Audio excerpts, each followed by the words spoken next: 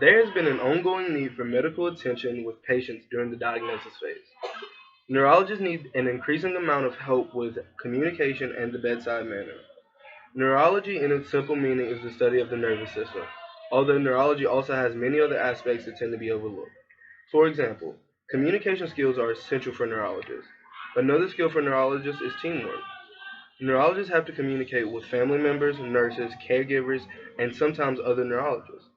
Therefore, they have to be able to work as a group and not as an individual. Neurology is a field of study that is very open for discussion due to the fact that there is not a vast amount of information in this field.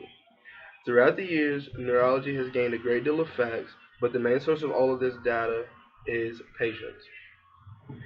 Becoming a neurologist means having to learn how to communicate with the patient in a way that the patient will best understand the information that is given to them.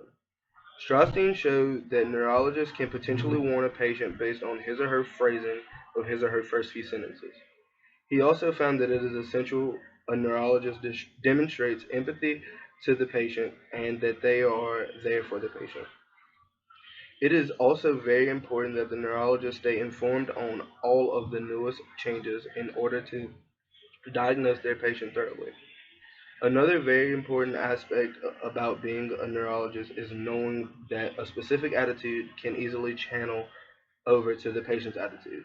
Therefore, physicians should stay as positive as possible throughout diagnosis and through the follow up of the patient.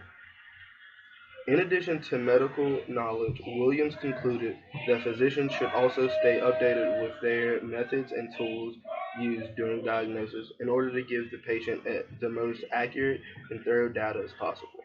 He also added that during the beginning of the treatment process, patients need small doses in order for their brains to deal with the treatment better, rather than humongous doses that send the brain into overdrive while trying to analyze the medicine.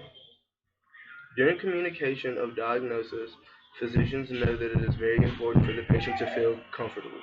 Therefore, throughout all of the aspects of communication, a neurologist takes into consideration before presenting diagnosis. The two most important areas neurologists look at are the emotional interactions and giving the patient as much information as possible.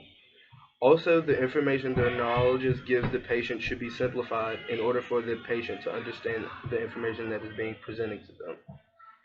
Neurologists have a very important role of the bedside manner, mainly because they are the doctors, but they also have to be caring, loving, and sweet.